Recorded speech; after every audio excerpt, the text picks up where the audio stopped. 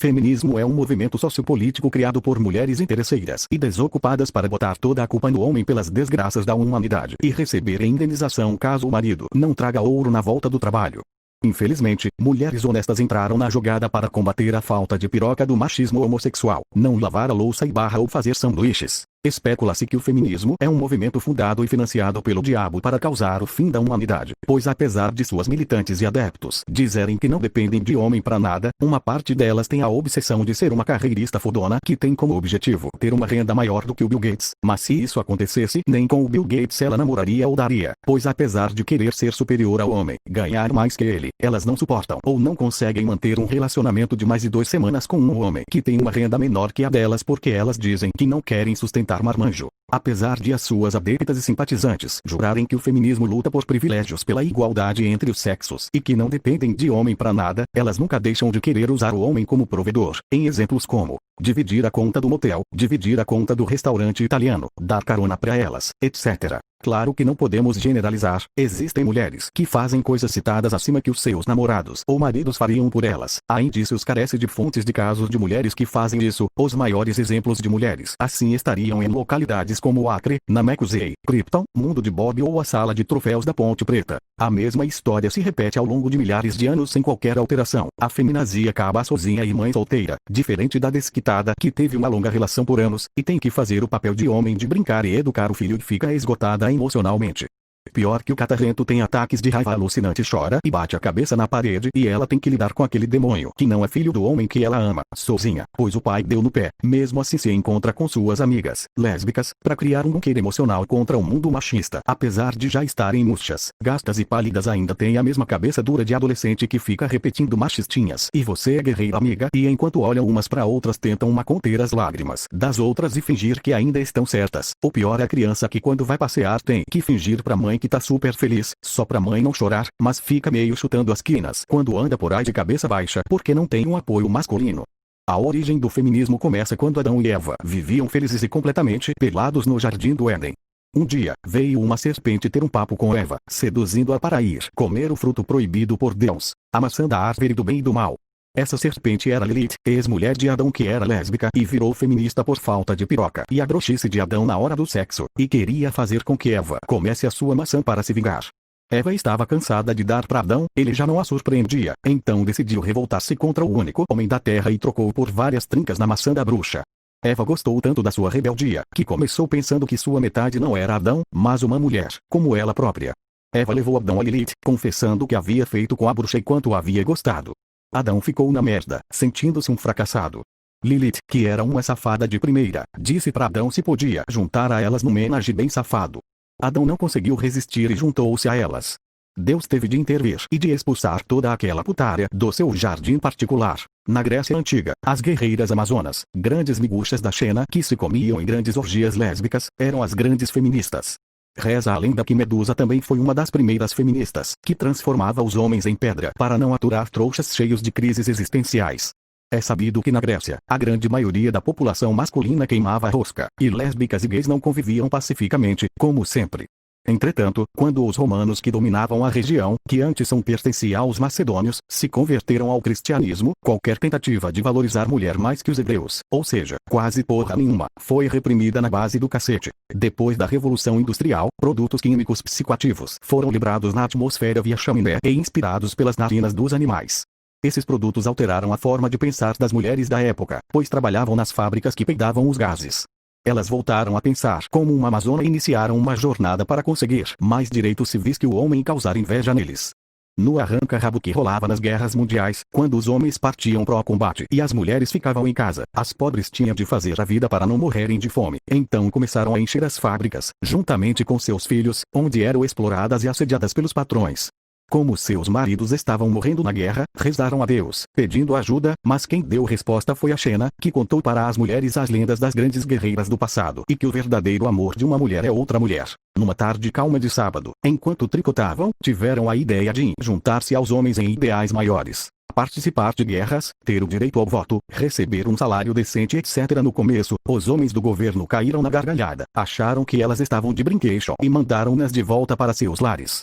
Na terceira semana do mês, uma multidão de mulheres francesas com TPM marchou com cartazes e gritos de liberdade. Machistas não passarão, nós que passaremos. Os governantes, claro, não sabiam lidar com uma coisa daquelas, afinal, não sabiam ler, quem saberia? Eles sentaram com algumas representantes e algumas medidas foram acatadas. As mulheres não iriam para as batalhas, mas ficariam nas indústrias, fabricando armamentos. Durante as grandes guerras, na fábrica de armamentos, houve um dia em que uma mulher entediada abandonou seu posto e iniciou o feminismo segundo a ideia radical que tanto se usa em argumentos antifeministas sem base que preste. As outras mulheres começaram a seguir a ideia porque também estavam aborrecidas com os homens na guerra. Logo, começaram a ingressar em afaios lésbicos com as vizinhas e sentiram que se as outras mulheres podiam satisfazê-las, não precisavam dos homens para nada. As casas não precisavam ser limpas, assim como a roupa. Não precisavam cozinhar e os homens não podiam regressar para casa para sujar e satisfazê-las. Os que regressavam vinham sem perna, sem braço e cheios de traumas e complexos, chorando dia e noite. A maior parte das mulheres ficou viúva. Como olhavam seus maridos como inúteis, lembre-se, TPM, sentiram que podiam ter responsabilidade social e começaram por exigir o direito ao voto, depois o direito ao trabalho, depois o direito ao salário igual ao dos homens, depois o direito à licença de maternidade, e mais direitos. Direitos.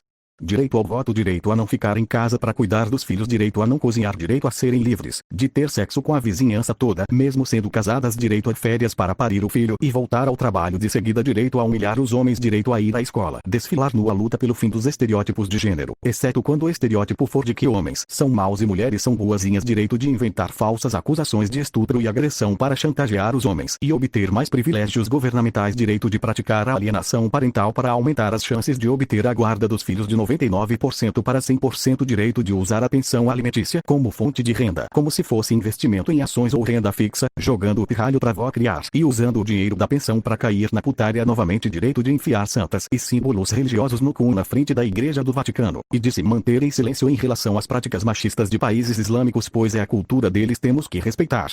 Nos alunos da escola, direito de abortar só para sentir o leitão quente na jabiraca e não ter responsabilidade com a gravidez, e em casos mais avançados, matar por prazer bebês inocentes do útero. As feministas podem ser divididas em algumas facções. Posers, feminista light, geralmente acadêmicas do curso de esquerdo, direito ou psicologia, possuem uma aparência normal diferente das demais feministas, e a maioria é até gostosa segundo a ISO 9000, mas por algum motivo estúpido elas caíram para esse lado, seja comportamental de serem vadias que fazem putarias mas alegam dignidade, ou por conveniência para não ser esculachada e excluída pelas amiguinhas feias feministas. No final só falam de feminismo no Facebook, enquanto no Instagram postam foto do cuzão explodindo de gostoso na academia pros macho dar like. Tenha cuidado com essas aqui, como são gostosas e tem uma leve tendência à misandria, em sua cabeça ou somente um bombado de 1,90 m pode pegá-las. O resultado de você dar em cima pode ser, em 79,8% dos casos seguindo IBGE, humilhação pública. Dragões alados são mulheres com uma genética, quando não são mais feias que dragões alados mutantes cuspindo Doritos. A explicação do nome: tem pelos pelo corpo, inclusive bigode, acne, pé de atleta, lepra, 6 dedos no pé, verrugas parecidas com a Suzanne Boyle e celulite, mas não é aquela rugosidade brasileira nas coxas. Eu falo da verdadeira, que é uma doença feia pra caralho. Não era de se surpreender se não conseguissem arranjar homem. Depois de muitas tentativas, decidiram tornar-se meio homens, deixando a virilha e sovacos mais cabeludas numa espécie de conformismo e viraram sapatão de tão machorras que ficaram. Portanto, sentem raiva dos homens por terem sido trocadas por uma pata de camelo em vez de uma piroca e não se conformam de ter nascido com boceta. Monstros do lago assemelham-se muito com os dragões, pois também são barangas deformadas, porém agem de maneira mais piormente ruim. Sentem um ódio profundo por mulheres gostosas, que no caso pode ser qualquer uma mais bonita, por isso, insistem irracionalmente em culpabilizar os homens pelas suas deficiências genéticas. Em protesto, deixam o sovaco e a perna peluda, ultrapassando o limite de feiura, mas ainda se ficam queixando que nenhum homem as pega, argumentando que são todos um bando de porcos chauvinistas. Essas são as militantes do Facebook. Como foi dito anteriormente, mais piormente ruim.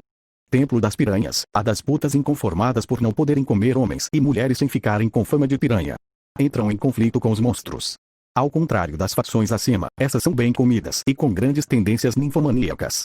Manifestam-se completamente nuas, mostrando os peitões e escrevendo pelo corpo, para protestar contra o estupro. Essa facção vive dizendo coisas do gênero: minha vagina, minhas regras e outras baboseiras que deixam os homens furiosos por não terem autorização para lá ir. Beyoncé, que recentemente se assumiu como feminista, pertence a essa facção, assim como ativistas do fêmea constantemente são enquadradas no templo. Isso é errado, pois elas são psicologicamente carentes e as piranhas são carentes, quando são, apenas de pica. Cavaleiras da Xena, essas estão mais viradas para as questões políticas e econômicas que para andar a mostrar os seios em praça pública. São filiadas com comunistas ou com anarquistas, pois a moral judaico-cristã condena a não submissão da mulher, tornando impossível a filiação de feministas e conservadores. A incapacidade destes de cozinhar também é um fator importante, mas não tem relevância direta com política. Felizmente, as cavaleiras são mais pacíficas em relação aos homens e entram em confronto com as facções anteriores por causa disso, principalmente com os dragões. Pagam pau pra intelectual e tem biblioteca das grandes filósofas feministas. Possivelmente serão estudantes de história, filosofia, sociologia ou afins de maconha. Para essa facção, Simone de Beauvoir é deusa. Homens feministas enquadram-se aqui, sendo conhecidos como cavaleiros brancos, que são muito confundidos com mânginas, machos beta-capachos de feminazis. Recanto das fadinhas, aqui entram os travestis e os transexuados, ou seja, homens que viraram mulher e mulheres que viraram homem. Entram em confronto com a primeira e a segunda facções, pois têm ou tiveram pinto. Apenas as cavaleiras as apoiam, pois muitos desses homens eram os já citados mânginas, ainda que algumas piranhas deles apoiam Caswell. Se fosse pela vontade dos dragões, as fadinhas nem fariam parte do movimento feminista. Monstros não decidem nada porque tudo o que fazem é terrorismo virtual no Face. Elas vivem a dizer que o feminismo não existe, mas se alguém fala algo, elas dizem, isso não é feminismo, é feminismo.